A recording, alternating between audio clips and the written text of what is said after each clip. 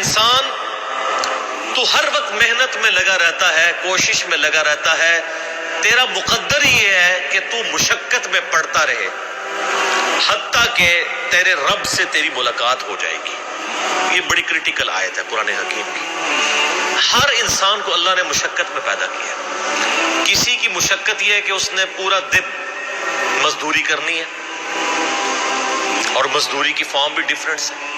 کسی نے وزن اٹھانا ہے، تو کسی نے جو ہے وہ انٹلیکچوئل ان پٹ دینی ہے ایئر کنڈیشن کمرے میں بیٹھ کے کسی ملٹی نیشنل میں جاب کرتے ہوئے۔ ہر بندے کی اللہ تعالیٰ نے مشقت ڈفرینٹ رکھی ہے۔ کسی نے زمین میں ہل چلانا ہے، اس کی مشقت وہ ہے۔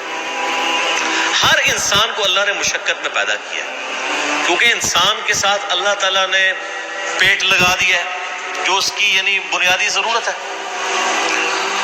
اس پیٹ کو فلفل کرنے کے لیے اسے اپنی زندگی مشقت میں کاٹنی پڑتی ہے، اور یہ ایک ایسی مشقت ہے جس سے دنیا میں ہر جاندار کو گزرنا پڑتا ہے۔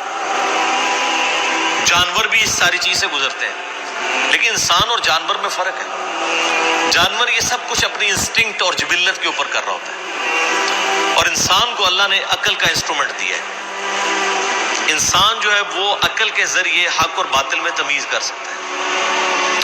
بکری کا پیٹ بھرا ہو، اس کے باوجود اگر اس کو آپ کسی ایسی جگہ لے جائیں جہاں پہ تازہ گھاس ہو تو وہ ایک دو دفعہ منہ ضرور مارے گی اپنی جبلت کی وجہ سے۔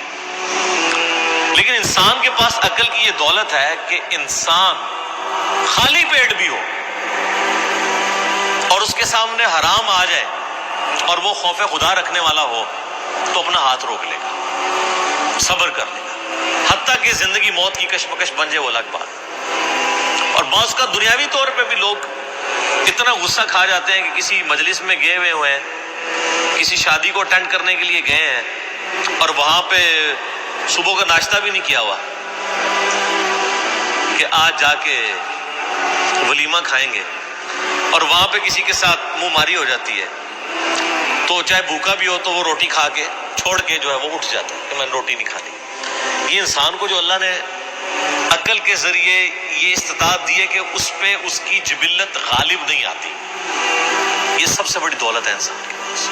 یہ اسی لیے دی ہے کہ تاکہ انسان گیون سرکمسٹانسز میں بھی خدا کے خلاف، اللہ کے خلاف بغاوت نہ کرے، اپنی عقل کو استعمال کر کے۔ جنید بغدادی کا ایک قول بڑا مشہور ہے، وہ کہتے ہیں کہ جو حواس ہیں ان کی تکمیل عقل سے ہوتی ہے، یعنی حواس خمسہ جو اللہ نے انسان کو دی ہیں، جبلت ہے، شہوات اٹیچ کی ہوئی ہیں، اس کی تکمیل جو ہے وہ عقل سے ہوتی ہے، یعنی انسان عقل کو استعمال کر کے ان چیزوں کو، اپنی ان ساری نعمتوں کو اللہ تعالیٰ کی نافرمانی سے بچا کے اس کی اطاعت میں لگاتا ہے۔ اور عقل کی تکمیل وحی سے ہوتی ہے۔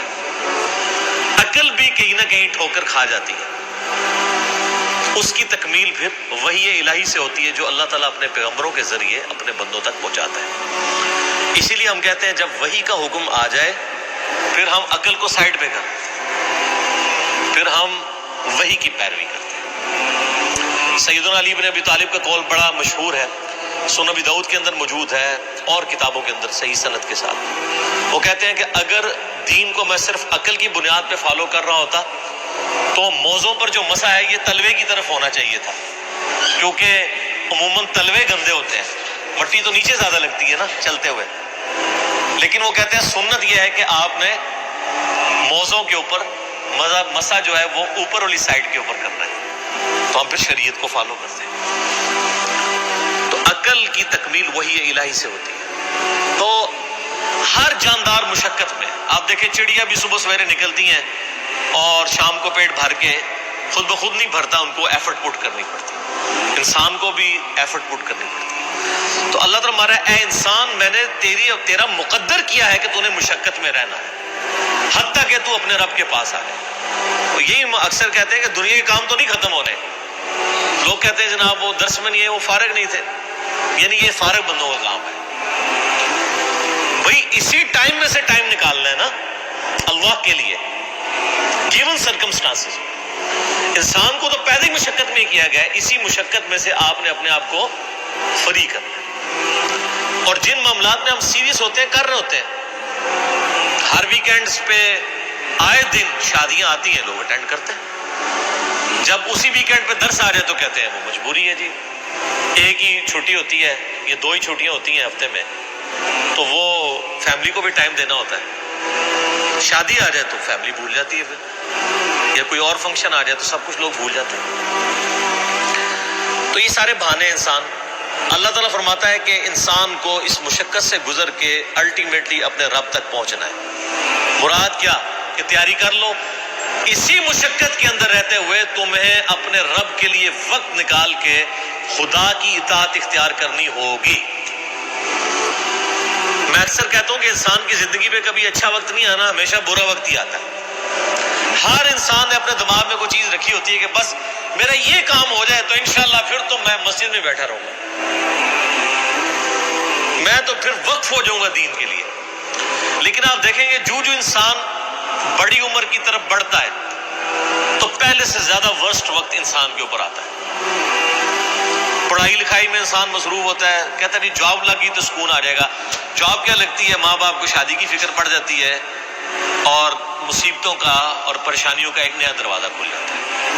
اس کے بعد اولاد ہو جاتی ہے تو مزید دلدل میں انسان پھنس جاتا ہے. تو انسان اگر اپنے ماضی میں جھانک کے دیکھے تو اکثر انسان اسی رزلٹ پہ پہنچیں گے کہ انسان کا ماضی سکون میں تھا، حال اور مستقبل مشکل در مشکل ہوتے جا رہے ہیں. تو لہٰذا یہ تو کیڑا دماغ سے نکال دیں کہ دماغ میں یہ بات کہیں سے نہ آئے کہ کوئی میری زندگی میں اچھا وقت آئے گا تو میں خدا کو رسپانس کروں گا. ایسا نہیں ہونا. آندہ آنے والا وقت آپ پہ برا ہی آنا ہے، مصروفیت کے اعتبار سے بھی، رسپانسبلٹیز کے اعتبار سے بھی، کیونکہ اللہ تعالیٰ فرما دیا کہ تیرا مقدر کر دی ہم نے مشقت، اور اسی مشقت میں انک کادح الی ربک کدحا فملاقی، حتیٰ کہ تو اپنے رب سے ملاقات کر لے گا. پھر ادھر جا کے کہا ٹائم ہی نہیں ملا. جو مولا علی کا قول ہے رضی اللہ تعالیٰ عنہ علیہ السلام کہ انسان سویا ہوا ہے، جیسے ہی مرے گا تو جاگ اٹھے گا کہ یہ کیا ہوا، اصل زندگی تو یہ تھی، اس کے لیے میں نے تیاری کوئی نہیں کی. وَلِعَوْذُ بِاللَّهِ تَعَالَى اللَّهُمَّ مَنْ أَحْيَيْتَهُ مِنَّا فَأَحْيِهِ عَلَى الْإِسْلَامِ وَمَنْ تَوَفَّيْتَهُ مِنَّا فَتَوَفَّهُ عَلَى الْإِيمَانِ.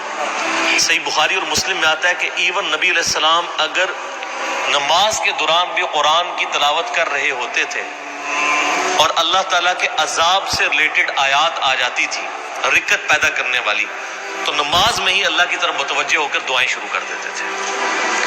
تو میں اسی سنت میں عمل کرتے ہوئے درس کے دوران بھی جب اس طرح کی رکت انگیز، اور یہ پارہ نمبر 30 تو سارے کے سارے ہی آپ دیکھ لیں کہ فکر آخرت ہے، انذار بالآخرہ ہے، آخرت کی جواب دہی کا اس میں ڈر سنایا گیا.